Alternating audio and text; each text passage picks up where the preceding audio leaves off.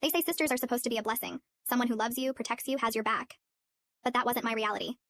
From the very beginning, my sister Sarah was not a blessing. She was my most relentless enemy. Everyone loved her. Friends, family, neighbors. They adored her charm, her smile, her confidence. Teachers praised her in school. Parents constantly compared me to her. Why can't you be more like Sarah? I was quiet, careful, invisible, always the shadow next to her light. From the start, Sarah made life harder for me. She hid my toys and clothes, twisted my words to get me in trouble, took credit for my schoolwork, and lied to friends so they would pick her over me. Small things at first, then bigger. A slow, invisible torture. But everyone thought she was perfect. Then came the summer of the perfect storm. Sarah wanted me out of the way. She stole a precious family heirloom, a gold necklace passed down generations, and planted evidence to frame me. Fingerprints she had transferred, a note she left in plain sight, my room subtly rearranged to appear careless. She whispered to Mom. I saw her touching the desk. She doesn't care about family things at all. I'm worried she might take something. Dad confronted me angrily.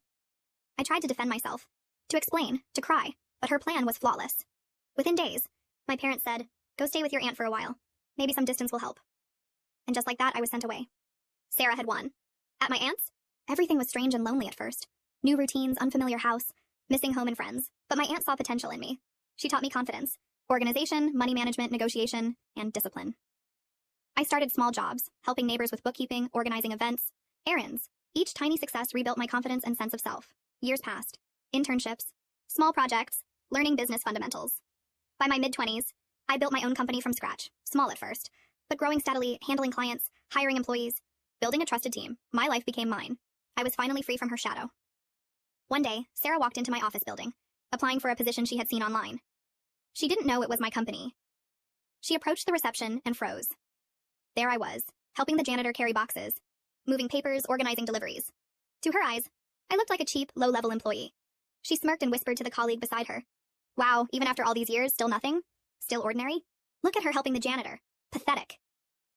Sarah began making subtle jabs, laughing under her breath, trying to humiliate me in front of the receptionist and other staff. I guess some people never change. Some people are just meant to stay small. I smiled politely, letting her arrogance sink in, saying nothing. I let her believe the narrative she wanted, that I was weak, insignificant beneath her. Weeks later, during the interview, Sarah continued her smug attitude, still convinced she was superior. I answered questions calmly and skillfully, keeping my position hidden, letting her belittlement fuel my composure. Then came the big client meeting. I walked into the conference room, presenting strategy. Numbers, contracts, leading the team. Every eye in the room turned to me. Sarah froze. Shock. Horror. Wait. What are you? Her voice trembled. The sister who had mocked me, who thought I was nothing, was staring at the CEO, the owner, the founder, the woman running the company she wanted to join. Her smirk vanished. Her face turned pale. She tried to recover, asking for a position.